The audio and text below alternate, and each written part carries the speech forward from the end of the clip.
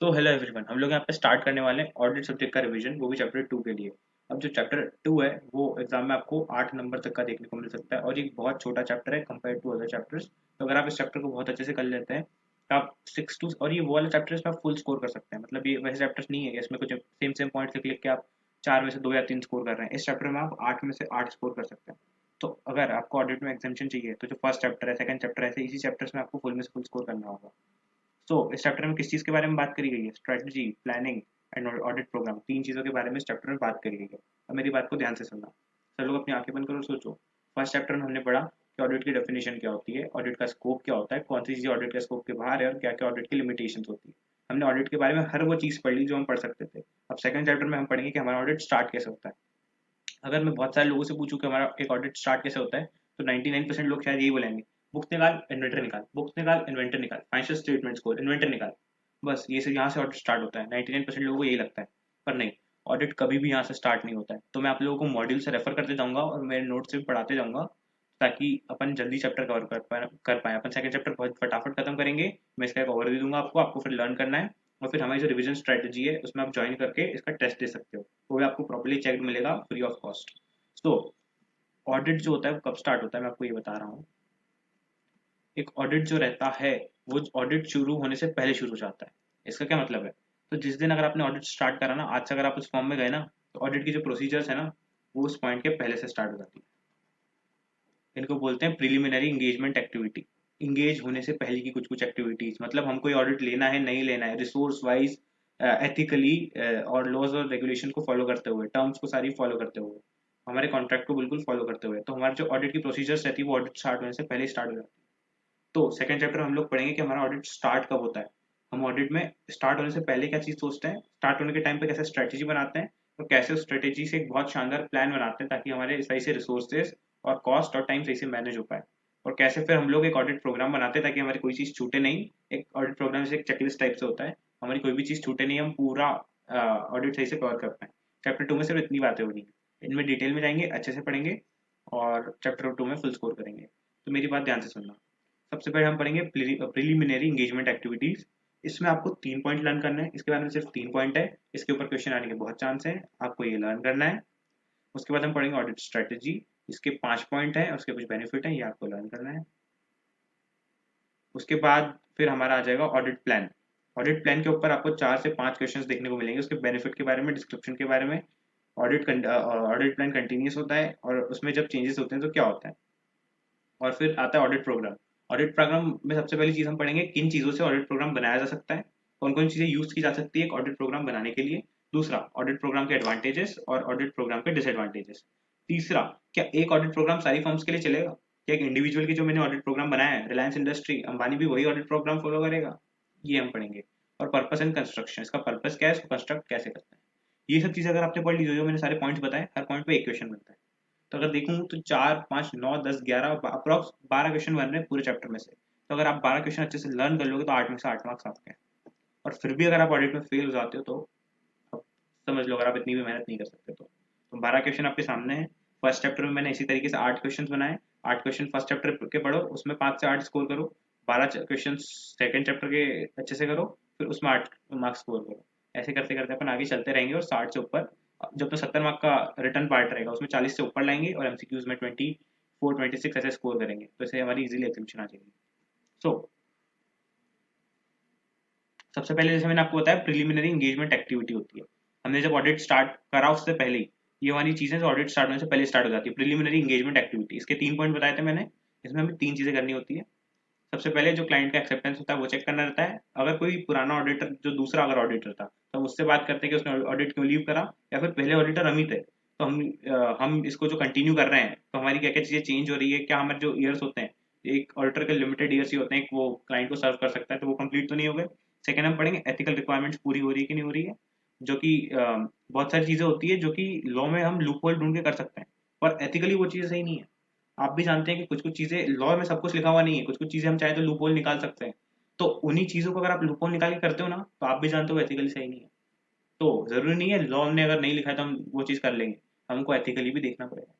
और तीसरा है टर्म्स ऑफ ऑडिट। जो हमारे ऑडिट के टर्म्स हैं वो चेंज करने के, हमको टीसीडब्ल्यूजी, दो चार्ज विद गवर्नेंस, अगर चेंज हो गए या फिर उनका बिजनेस चेंज हो गया है या गोइंग कंसर्न पे कोई चेंज आ गया तो फिर हम टर्म्स ऑफ ऑडिट चेंज कर देते हैं। पहला क्वेश्चन 3 पॉइंट लिखो, 3 मार्क्स ले जाओ। दूसरा क्वेश्चन बनेगा ऑडिट स्ट्रेटेजी के ऊपर, इसके बारे में डिटेल में 2 क्वेश्चन जो बनेंगे आगे बता दूंगा। एक बेनिफिट के ऊपर क्वेश्चन बनेगा, एक फैक्टर्स के ऊपर क्वेश्चन बनेगा। 2 क्वेश्चन आएंगे, हर क्वेश्चन में 3 3 से 4 4 पॉइंट लर्न करना। एक क्वेश्चन वो बन गया, 2 क्वेश्चन ये बन गए, 3 क्वेश्चन अभी तक हमने देख लिए। फिर आता है प्लानिंग के ऊपर क्वेश्चन। प्लानिंग में डिस्क्रिप्शन ऑफ प्लानिंग, प्लानिंग किस चीज से बनता है, किस चीज को देख के हम प्लानिंग बनाते हैं, नोट्स में आगे सब कुछ कवर हो जाएगा। फिर एक चीज आती है इंटर रिलेशनशिप। हाँ, ऊपर जो क्वेश्चन वाला पार्ट है उसमें एक चीज नहीं लिखी हुई है, वो यही था जहाँ पे वो प्लानिंग में एक चीज मिसिंग थी, वो यही था इंटर रिलेशनशिप और स्ट्रेटेजी एंड प्लानिंग। ये बहुत इंपॉर्टेंट क्वेश्चन है और ये अभी ही सितंबर अटेम्प्ट में इसका क्वेश्चन भी देखने को मिला था। ऐसा नहीं सितंबर में आ गया था जैन में नहीं आएगा, एमसीक्यू कुछ भी आ सकता है। इसके फिर से 3 पॉइंट है, लर्न करो एज इट टीज लिखना है अगर जनवरी अटेम्प्ट में आता है तो, और फुल मार्क्स इसमें भी स्कोर करने हैं कि कैसे एक ऑडिट स्ट्रेटेजी जो होती है वो नैरो नैरो टर्म होती है ऑडिट प्लान के मुकाबले। प्लान जो होता है मच मोर ब्रॉडर टर्म है, प्लान डिटेल में रहता है, ब्रॉडर टर्म होती है। और जरूरी नहीं है वो एक सीक्वेंस ऑफ प्लान सीक्वेंस में चले, मतलब पहले स्ट्रेटेजी बन रही है पहले प्लान बन रहा है। ये लोग ऐसे चलते हैं, एक सर्कल में चलते हैं। ऐसा नहीं है एक स्ट्रेट लाइन में स्ट्रेटेजी बनी फिर प्लान बना, नहीं, ये लोग ऐसे चलते हैं, स्ट्रेटेजी बनी फिर प्लान बना, फिर उस प्लान को देख के हम अगले साल की फिर स्ट्रेटेजी बनाएंगे। मान लो हमने सोचा था कि 10 आर्टिकल लगेंगे इसको काम करने में, हमने स्ट्रेटेजी बनाई थी और अलोकेट कर दिए थे 10 आर्टिकल के, इसलिए हमने इसको बोलते हैं अलोकेशन ऑफ रिसोर्सेज। प्लानिंग करते करते हमको पता चला कि अरे ये जगह तो बहुत बड़ी है, इन्वेंट्री तो बहुत टाइम लग जाएगा 10 को चेक करने में, तो हमको 50 आर्टिकल चेक करा लगे। तो अगली बार जब हम स्ट्रेटेजी बनाएंगे ना तो हम स्ट्रेटेजी में ही 50 आर्टिकल लगेंगे। तो हमारी जो स्ट्रेटेजी वो हमारे प्लान से इन्फ्लुएंस है, हमारा प्लान जो स्ट्रेटेजी से इन्फ्लुएंस है, और हमारी स्ट्रेटेजी पिछले साल की स्ट्रेटेजी से इन्फ्लुएंस है। तो ये एक स्ट्रेट लाइन प्रोसेस नहीं है, ऐसे सर्कल में चलता रहता है। तो मैं ये नहीं बोल सकता स्ट्रेटेजी के पीछे प्लान है या प्लान के पीछे स्ट्रेटेजी, तो ऐसा कुछ सीक्वेंस नहीं है, वही बात है। ये 3 पॉइंट पढ़ो और ये 3 मार्क्स ले जाओ। ऑडिट स्ट्रेटेजी, ऑडिट स्ट्रेटेजी मैंने बोला था इसके बारे में दो चीज बताऊंगा, एक फैक्टर एक बेनिफिट, 2 क्वेश्चन जो बन रहे थे। अब फैक्टर वाला जो क्वेश्चन है उसमें फिर से आपको ये जो 3 4 पॉइंट है वो देखने, कैरेक्टरिस्टिक्स के ऊपर, रिपोर्टिंग के ऊपर, timing of audit, nature of communication. जो बेनिफिट है आपको 3 से 4 बेनिफिट लर्न कर लेना है, इससे भी आपको पूरे मार्क्स मिल जाएंगे। और फिर आता है हमारा ऑडिट प्लान। ऑडिट प्लान के मैंने ऊपर आपको बताया कि ये क्वेश्चन बन सकते हैं, उसका बेनिफिट क्या है, डिस्क्रिप्शन क्या है, प्लानिंग कंटिन्यूस प्रोसेस होती है, चेंजेस क्या हो सकते हैं और प्लानिंग डिजायर्स ऑफ टर्म, ये सब चीजों के ऊपर क्वेश्चन बन सकते हैं। तो बेनिफिट्स तो बुक के स्टार्ट मॉड्यूल में स्टार्टिंग में दिया हुआ है, तो आप बेनिफिट इजीली वहां से रीड कर सकते हो। और उसके बाद डिस्क्रिप्शन भी बुक में इजीली दिया हुआ आपको मिल जाएगा। प्लानिंग कंटिन्यूस प्रोसेस होती है, जो कि मैंने अभी आपको पहले भी बताया, प्लानिंग कभी बननी होती है, जैसे पिछले साल की जो प्लानिंग वो इस साल भी यूज होती है, इस साल की प्लानिंग अगले साल भी यूज होती है। ऐसे प्लानिंग एक कंटिन्यूस सर्कल होता है, देखो यहाँ पे दिया हुआ है मैंने, प्लानिंग ऐसी एक कंटिन्यूस फेस होता है। मैं अपडेट द प्लान, और हमको नेक्स्ट ईयर हो सकता है हम प्लान को अपडेट भी करते हैं, प्लान करते हैं, परफॉर्म करते हैं, रिपोर्ट करते हैं, नेक्स्ट ईयर उस प्लान में चेंज करते हैं। ऐसा जैसे हमारा जो प्लान होता है वो कंटिन्यूस होता है। तो ये सब चीजों के बारे में मॉड्यूल में पैराग्राफ दिए हुए हैं, चेंजेस के बारे में, प्लानिंग के बारे में मॉड्यूल में दिखाऊंगा। जैसे 3 पॉइंट नहीं, ऐसा एक पूरा पैरा दिया हुआ है। अब आप लोगों को जाना है और 3 पॉइंट को ऐसे भी हाईलाइट करना है, रीड करो, 3 पॉइंट हाईलाइट करो जो एग्जाम में लिखना है, और फिर जब अपन रिवाइज करेंगे तो वो 3 पॉइंट लर्न करेंगे, जब एग्जाम में क्वेश्चन आएगा तो वो 3 पॉइंट लिखेंगे। एग्जाम में आप मॉड्यूल में आपको इनके ऊपर पैरा मिलेंगे देखने को, 3 पॉइंट ढूंढो लिखने के लिए अच्छे से, और फिर उन 3 पॉइंट को आपको एग्जाम में लिखना है। तो इन सब पे 3 3 पॉइंट ढूंढो, 3 से 4 पॉइंट, 3 से 4 में जब मार्क्स में आंसर आएगा एज इट इज लिख देना, आपकी वो प्लानिंग का खत्म हो जाएगा। और आता है ऑडिट प्रोग्राम। ऑडिट प्रोग्राम के ऊपर मैंने जैसे आपको बताया था कौन कौन चीज़ आपको देखनी है, फटाफट बता देता हूँ। ऑडिट प्रोग्राम में थिंग्स जिनसे ऑडिट प्रोग्राम बनता है, उसके एडवांटेजेस डिसएडवांटेजेस, और एक ऑडिट प्रोग्राम के सबके लिए चलेगा, उसका पर्पस क्या है, उसका कंस्ट्रक्शन कैसे होता है, इतनी चीजें करो, ऑडिट प्रोग्राम में सारे मार्क्स ले जाओ। ऑडिट प्रोग्राम ये रहा। सबसे पहले ये क्या है, set of instruction to the team, time table होता है, detail description of nature, timing and extent of procedures, work location. इसका एक बहुत अच्छा इमेज दिया हुआ है मॉड्यूल में, ऑडिट प्रोग्राम क्या होता है। मॉड्यूल के जस्ट लास्ट में जहाँ पे एमसीक्यू स्टार्ट होते हैं मैं अभी बता दूंगा, वहाँ पे इसका बहुत सा इमेज दिया है। अगर किसी को बोल के समझ नहीं आ रहा है मेरी बात, तो एक वो फोटो को रेफर कर सकता है और वो समझ जाएगा ऑडिट प्रोग्राम होता क्या है। सबसे पहले मैंने बोला one audit program can not use for all business, क्योंकि एक रिलायंस के लिए जो मैंने ऑडिट प्रोग्राम बनाया वो एक इंडिविजुअल के लिए मैं यूज नहीं कर सकता। क्यों नहीं यूज कर सकता, अब मैं बोलूंगा आपको कि साइज, नेचर और जो कम्युनिकेशन रहते हैं ऑफ बिजनेस में वेरी। तो साइज ने से ये पॉइंट तो आप लिख दोगे, रोम मतलब risk of material miss statement में वेरी, ये पॉइंट भी आप लिख दोगे। पर जो थर्ड पॉइंट है यही आपको, जो 2 मार्क्स होते हैं किसी भी उसमें, और उससे आपको 3 मार्क्स में ले जाएगा इस आंसर में। और ये है internal effectiveness of internal control. एक फॉर्म के या एक कंपनी के इंटरनल कंट्रोल इतने इफेक्टिव नहीं हो सकते हैं कंपेयर टू दूसरी कंपनी। एक बड़ी कंपनी के इंटरनल कंट्रोल्स कम इफेक्टिव हो सकते हैं, वहाँ पे आप हमको ज़्यादा अच्छा ऑडिट प्रोग्राम बनाना पड़ेगा, ज़्यादा चीज़ें चेक करनी पड़ेगी। एक कंपेयर टू छोटी फर्म जहाँ पे जो ऑडिट प्रोग्राम है बहुत अच्छे से बना हुआ, तो हम बहुत कम चीज़ें चेक करेंगे ऐसा। तो ये 3 पॉइंट लिखो और इसके भी सारे मार्क्स ले जाओ। तो 4 से 5 क्वेश्चन इसके बन रहे हैं।